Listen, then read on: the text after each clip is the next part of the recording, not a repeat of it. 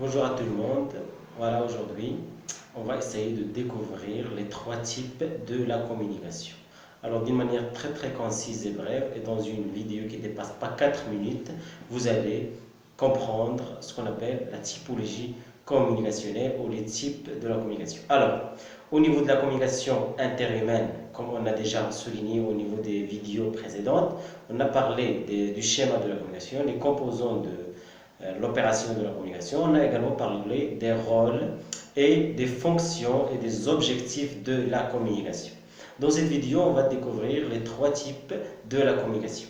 Alors, la typologie de la communication concerne tout simplement les actants ou les participants dans la structure de la communication, dans l'opération communicationnelle. Ça concerne les actants et les participants. Alors, ça dépend, d'accord. Quand on parle de type, ça dépend de qui parle à qui et comment, par quels moyens et quelles sont la nature, si vous voulez, et le nombre des actants de la structure de la communication. Alors commençons par la communication interpersonnelle. Première typologie, c'est la communication interpersonnelle. Ça veut dire quoi, communication interpersonnelle? C'est lorsqu'il s'agit de deux personnes qui parlent d'un sujet particulier, tout simplement. Alors quand on a un locuteur qui parle à un interlocuteur, quand on a deux personnes uniquement, alors il s'agit d'une communication dite interpersonnelle. Au niveau du théâtre, ça s'appelle le dialogue. Deuxième communication, deuxième typologie, c'est la communication de groupe. Ça veut dire quoi, communication de groupe? C'est quand il s'agit d'une personne, d'un locuteur qui parle à un groupe limité.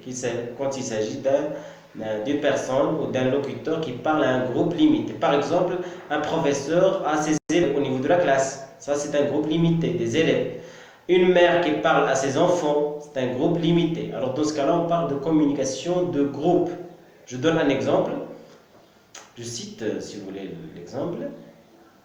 Demain, vous aurez une évaluation en langue et littérature française, virgule, dit le professeur. C'est une situation de communication qui appartient à la typologie de communication de groupe. Troisième typologie, tout simplement, c'est la communication de masse.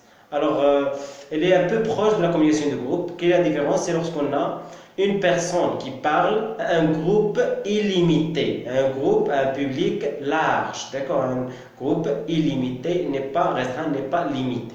Ou aussi quand il s'agit d'une entreprise qui parle à un public vaste. Quand il parle aussi à ses clients, une société qui parle à ses clients, quand on a une publication, par exemple, si vous achèteriez deux tablettes, la troisième sera gratuite. Dans ce cas-là, on parle de communication de masse.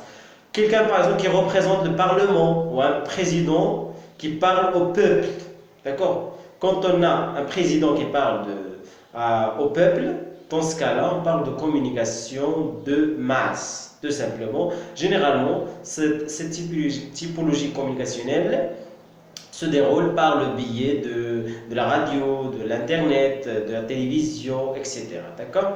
Alors voilà, brièvement, trois types de la communication. Communication interpersonnelle, communication de groupe et communication de la masse. Communication de masse. Alors la masse, c'est plus large que le groupe.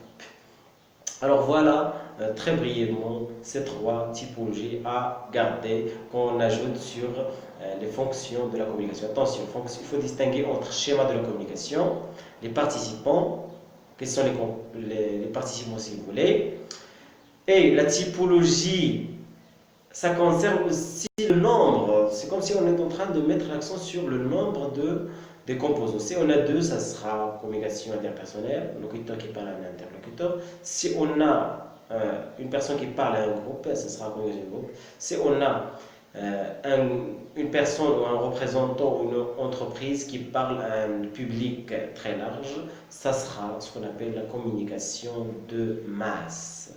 À bientôt.